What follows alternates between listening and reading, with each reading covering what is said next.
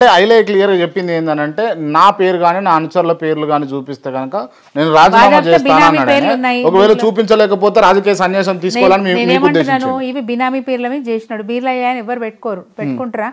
దొంగ తన పేరు పెట్టుకోడు కదా, ఎవరో ఒకరి పేరు మీద పెట్టుకుంటాడు.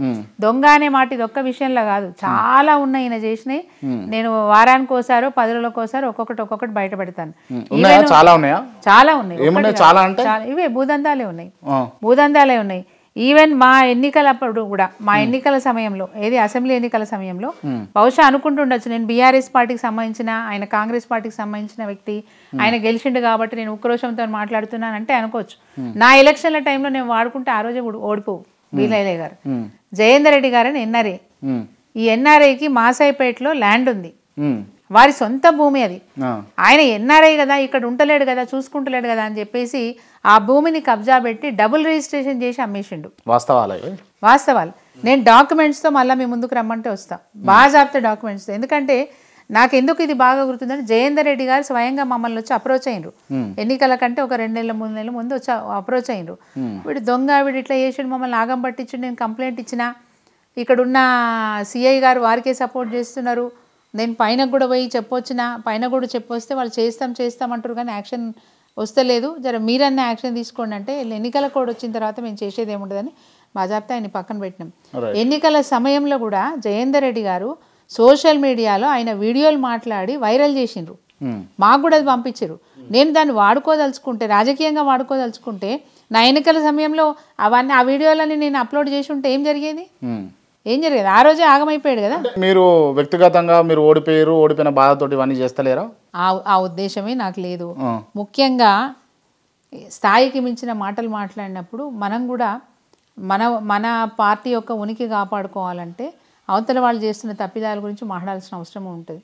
స్థాయికి మించిన మాటలు మాట్లాడండి ఆయన. మొన్న కేటీఆర్ గారి మీద ఒక ఆరోపణ మాత్రమే, ఎక్కడ కూడా ఆధారాలు కూడా లేవు, నేను చూపించినటువంటి ఆధారాలు కూడా లేవు. ఆధారాలు లేని ఆరోపణ మీద ఆయనని ఎంక్వైరీకి పిలిస్తే లుచ్చా, లంగా, ఇదేనా అంటే మాటలు మాట్లాడి అట్లా మాట్లాడినందుకు మీ మీద బీఆర్ఎస్ వాళ్ళు ఫైర్ అయ్యారు కాబట్టి ఇట్లాంటివి చాలా ఉంటాయి. ఇప్పటిదాకా వినండి, ఇట్లాంటివి చాలా ఆరోపణలు ఆయన మీద ఉంటాయి. ఇప్పటివరకు కూడా నేను ఎందుకు మాట్లాడలేదు అంటే, అతని వ్యక్తిగత విషయాల గురించి మనం మాట్లాడకూడదు, హుందాగా ఉండాలనుకొని నేను మాట్లాడలేదు. కానీ ఎప్పుడైతే ఈయన స్థాయికి మించిన మాటలు మాట్లాడి ఈయన చేసే అక్రమాలన్నిటి ఎవరికీ తెలియదు అనుకొని గురుగింజలాగా మాట్లాడుతున్నప్పుడు మరి తప్పకుండా మేము మాట్లాడాల్సిన అవసరం ఉంటుంది. ఎందుకంటే 1 సంవత్సర కాలం చూసినాం, మనిషి మారతాడు అనుకున్నాం.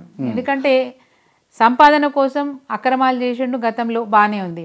ఎమ్మెల్యే అయిన తర్వాత కూడా ఆ డిగ్నిటీని కోల్పోయి, ఆ స్థాయికి మర్చిపోయి మళ్ళీ ఇవే భూదందాలు చేస్తున్నప్పుడు ప్రజలకు అద్దం పట్టినగా చూపించారు. ఇట్లా మీరు భూదందాలు అని భూదందాల ఐలయ్య బీర్ల ఐలయ్య కాదు అని అంటున్నారు. తను చెప్తుంది ఏంటి అని అంటే, నేను నీళ్ళ ఐలయ్యను అని చెప్పేసి తను చెప్తున్నాడు. ఎక్కడి నుంచి తెచ్చారు నీళ్లు? నీళ్ళు అయితే తెస్తున్నాడు కదా మేడం. బాజాబ్తా రిజర్వాయర్లు కట్టించింది కేసీఆర్ గారే, కాలువలు తవ్వించింది కేసీఆర్ గారే, మిషన్ కాకతీయ ద్వారా చెరువులు బాగు చేయించింది కేసీఆర్ గారే. నేను ఎమ్మెల్యేగా ఉన్నప్పుడు ఒక చెరువు నిండి చెరువు అలుగు వారితే కింది చెరువులకు నీళ్లు పోవడానికి కావాల్సిన చిన్న కాలువలు, పిల్ల కాలువలు కూడా బాజాబ్తా చేయించింది నేను ఎమ్మెల్యేగా ఉన్నప్పుడు జరిగిన పనులే. మరి ఇప్పుడు కొత్తగా వచ్చి వాళ్ళు చేసింది ఏమున్నది? ఏం చేస్తున్నారు?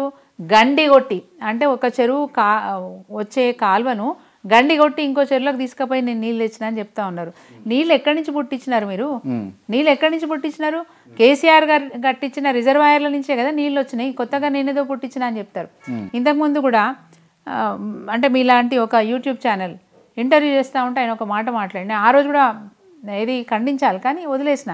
ఈయనకు తెలియలేని మాటలు మాట్లాడుతున్నప్పుడు నేను కూడా అది దిగజారిపోవద్దనే ఉద్దేశంతో ఊరుకున్నాను.